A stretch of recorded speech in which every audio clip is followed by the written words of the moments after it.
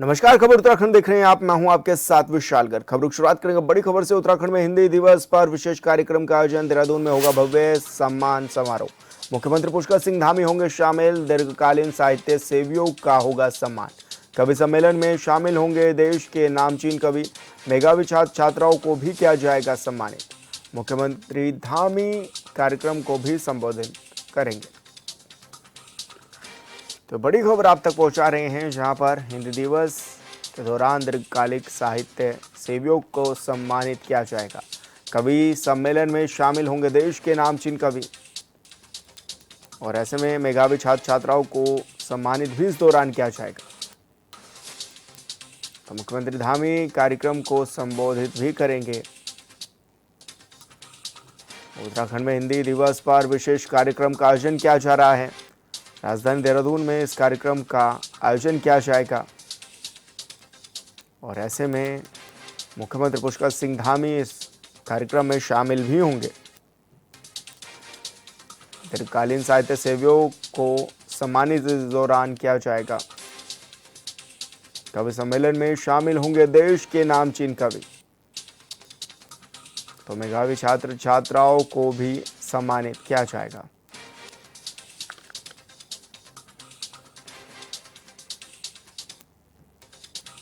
तो बड़ी खबर आप तक पहुंचा रहे हैं, जहां पर उत्तराखंड में हिंदी दिवस को लेकर एक कार्यक्रम होने जा रहा है, जहां पर मुख्यमंत्री पुष्कर सिंह धामी भी पहुंचेंगे, और इस दौरान मेधावी छात्र छात्राओं को सम्मानित भी करेंगे।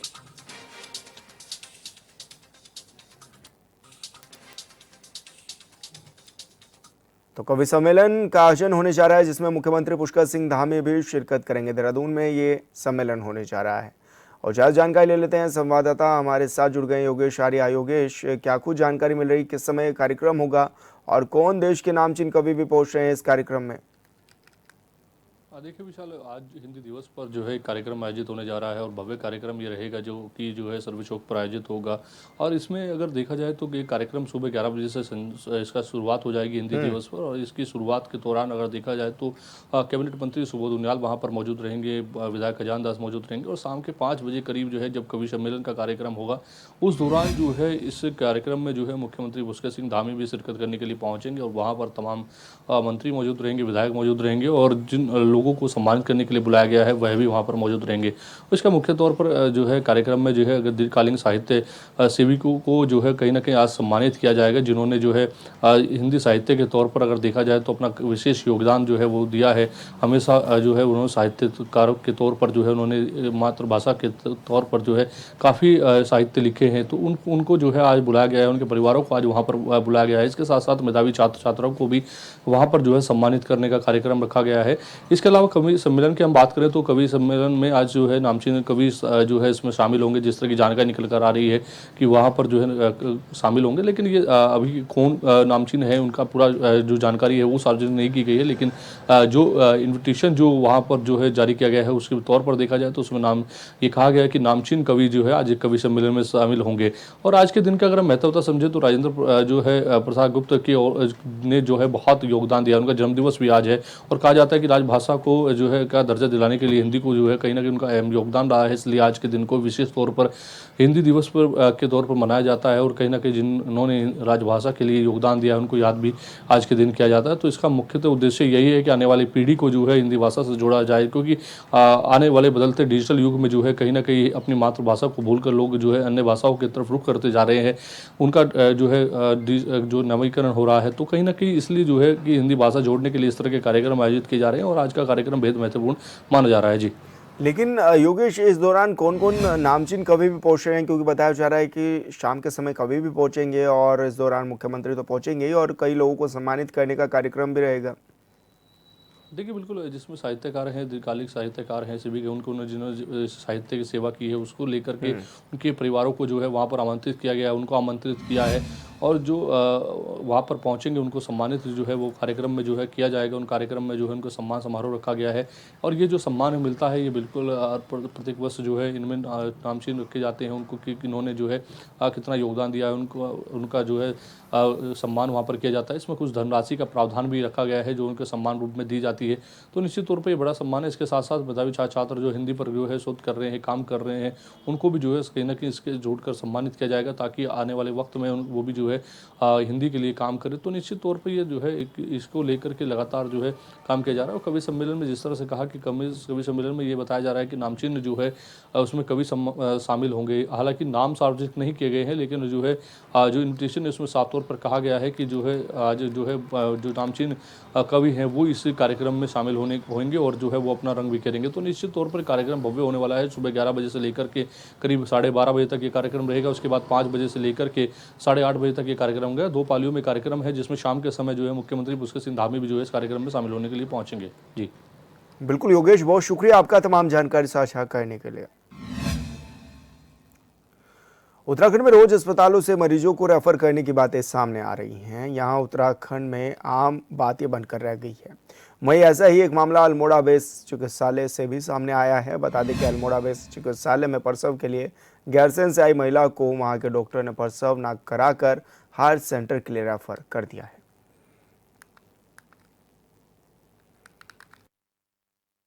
मरीज थी, एक प्लेसेंटा प्रीविया की थी पेशेंट। अल्मोड़ा बेस से उसे हल्द्वानी के लिए भेजा गया। फिर उसके मरीजों के साथ वालों का मेरे को कॉल आया। फिर मेरे द्वारा उसको यहाँ बुलाया गया और उसका सफल ऑपरेशन किया गया कल शाम को। बच्चा और मां दोनों स्वस्थ हैं। चंपावत के पाल बिलोन क्षेत्र के क्वारब में सड़क न होने से ग्रामीणों को काफ़ी दिक्कतों का सामना करना पड़ रहा है। बीमार लोगों और गर्भवती महिलाओं के लिए डोली ही एकमात्र जीवन देने का साधन है। डोली के सहारे बीमारों को मुख्य मार्ग तक पहुंचाया जाता है जिसके बाद अस्पताल पहुंचाया जाता है। शनिवार को एक बीमार महिला को अस्पताल से घर ले जाने के लिए ग्रामीणों ने डंडों और को रस्सी से बांधकर डोली बनाकर 4 किलोमीटर की खड़ी चढ़ाई की है। लंबे समय से ग्रामीण यहाँ पर सड़क सुविधा की मांग भी कर रही हैं, लेकिन आज भी ये लोग सड़कों से बेहाल हैं जहाँ पर सड़कें आज तक नहीं पहुँच पाई।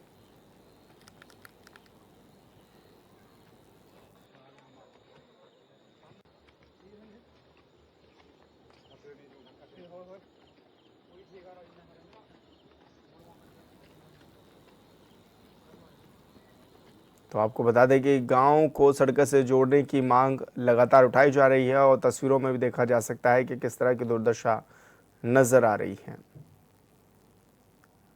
स्थानीय लोग परेशान हैं।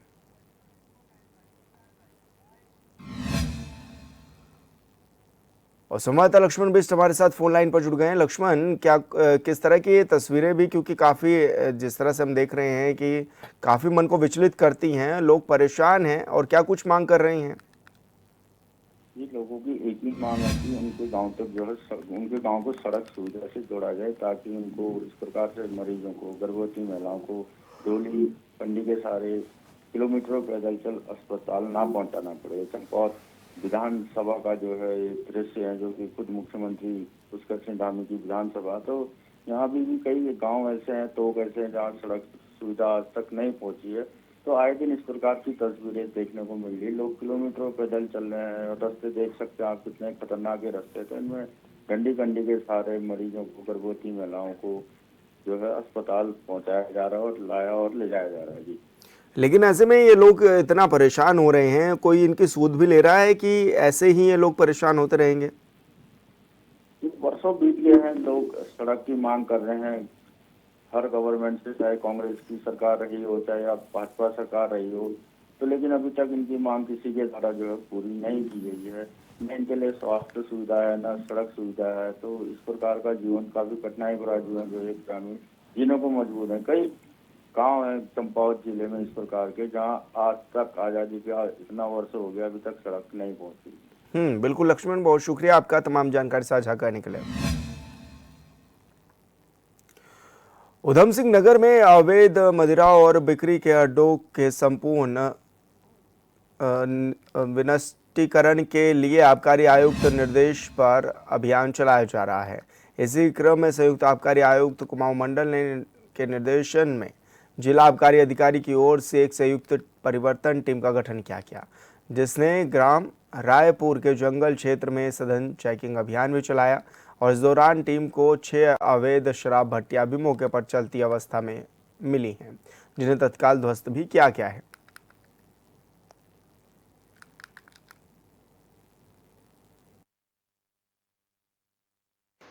हमारे संयुक्त आबकारी आयुक्त कांडपाल जी के निर्देशन में जो 11 तारीख से विशेष परिवर्तन अभियान चलाया गया है, उसी के क्रम में कल भी खटीमा में लगभग 320 लीटर कच्ची शराब और लगभग 5000 इलिसिट जो हमारे जिसे हम लाइन कहते हैं वो नष्ट किया गया।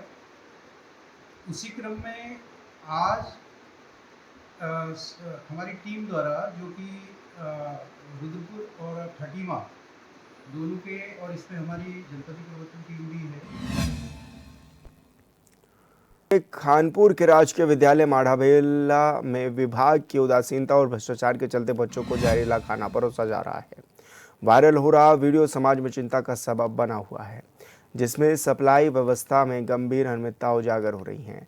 निर्दलीय विधायक उमेश कुमार ने मंत्री रेखारिया से तत्काल जांच के आदेश जारी करने की मांग की है, साथ ही दोषियों के खिलाफ कड़ी कार्रवाई की भी मांग की है।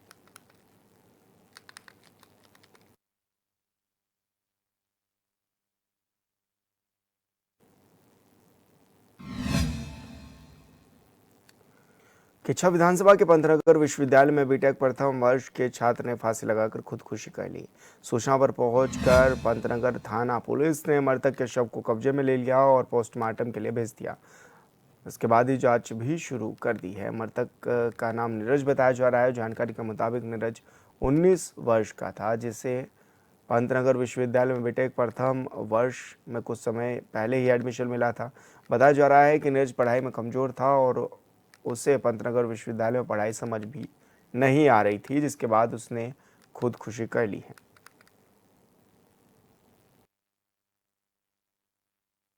बच्चा होनहार बच्चा बीटेक का बच्चा, जो घटना घटित हुई है बड़ी दुखद है। और बीटेक में पंतनगर जैसी यूनिवर्सिटी में एडमिशन होना कोई आसान बात नहीं, मेरिट के आधार पर होता है। तो उसकी अच्छी मेरिट थी। यूनिवर्सिटी का बच्चा इस तरह की घटना घटित होती है तो यूनिवर्सिटी को भी देखना चाहिए। जो भी उनके प्रोफेसर्स हैं जो उनको देखते हैं, हॉस्टल के लोग, या फिर बच्चा क्यों तनाव में था, मानसिक रूप से प्रताड़ित था तो इसकी जांच होनी चाहिए। हमें तो यहीं पता चला है, यहीं पर आया तो चला, पता हुआ नहीं चला हमारे लिए। हाँ, किसी ने बताया है, सर जगह रहा है, तबीयत खराब है, ये लोग तबीयत खराब है, जब नहीं कर रहा, फांसी खा ली, यहाँ पर बता रहे हैं। पता नहीं क्यों भाई, अभी इस बात बात के लिए। हाँ, शाम भी बात हुई लड़के से हमारी तो। आप कुछ नहीं बोला, शाम में बोला मैं अच्छा खास आऊँ से तब। साल दर साल उत्तराखंड की राजधानी देहरादून में ट्रैफिक का दबाव बढ़ता जा रहा है, क्योंकि देश दुनिया से आने वाले पर्यटकों की संख्या बढ़ रही है। दबाव कम करने के लिए रिस्पना और बिंदाल नदी पर एलिवेटेड रोड प्रस्तावित है, जिस पर राजनीति भी हो रही है और कई तरह के सवाल भी उठ रहे हैं। उनको सीधे सीधे जो मालिकाना हक 2016 में उनको विधानसभा ने दिया है, वो मालिकाना हक देने की बात करो, और नहीं करोगे तो कांग्रेस जो है सब सड़कों पर उतरेगी।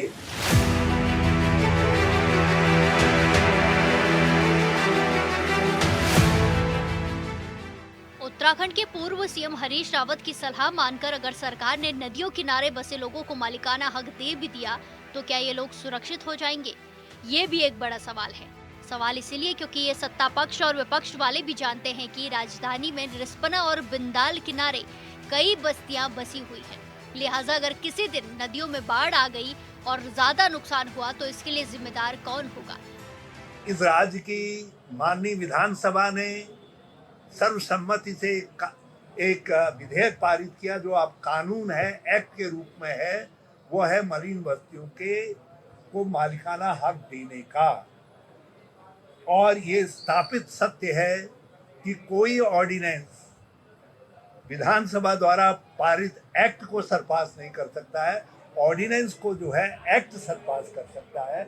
यहाँ उल्टी गंगा बहाई जा रही है और ऑर्डिनेंस के नाम पर मालिकाना हक जो मरीन बस्तियों का था उसको अस्थिर किया जा रहा है। हम ये कह रहे हैं कि जो ये लाल डोरे का आतंक नहीं, लाल चिन्ह का आतंक मरीन बस्तियों में व्याप्त है, इसको समाप्त करो और उनको सीधे सीधे जो मालिकाना हक 2016 में उनको विधानसभा ने दिया है वो मालिकाना हक देने की बात करो, और नहीं करोगे तो कांग्रेस जो है सब सड़कों पर उतरेगी और मलिन बस्तियों के लोगों को साथ लेकर के उतरेगी।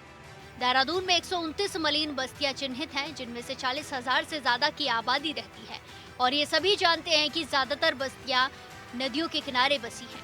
सच तो यह है कि हजारों भवन सीधे तौर पर नदी के फ्लड जोन में बने हैं और इन सब के बीच पर्यावरणविद और आपदा प्रबंधन के जानकार इस बात पर जोर दे चुके हैं कि आज नहीं तो कल नदियां अपने स्वरूप पर वापस आएंगी और इसके प्रदेश में कई उदाहरण हैं।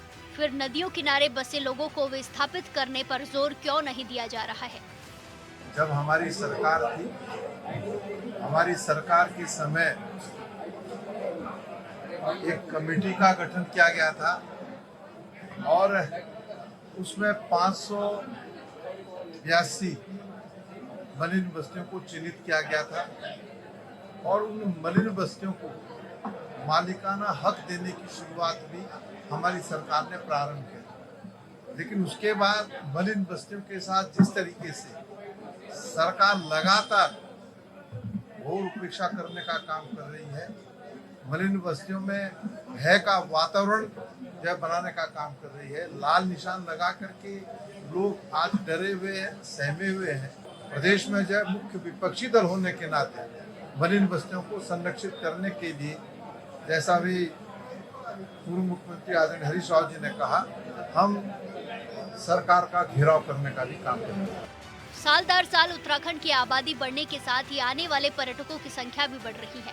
लिहाजा सरकार ने रिस्पना और बिंदाल पर एलिवेटेड रोड बनाने पर जोर दिया है। प्रस्तावित एलिवेटेड रोड की जद में नदियों किनारे बसे 2600 से ज्यादा भवन हैं, जिस पर विपक्ष सवाल उठा रहा है। इधर बीजेपी के विधायक विनोद चमोली का कहना है कि जिन लोगों को हटाया जाएगा उन्हें कहीं न कहीं बसाया जाए।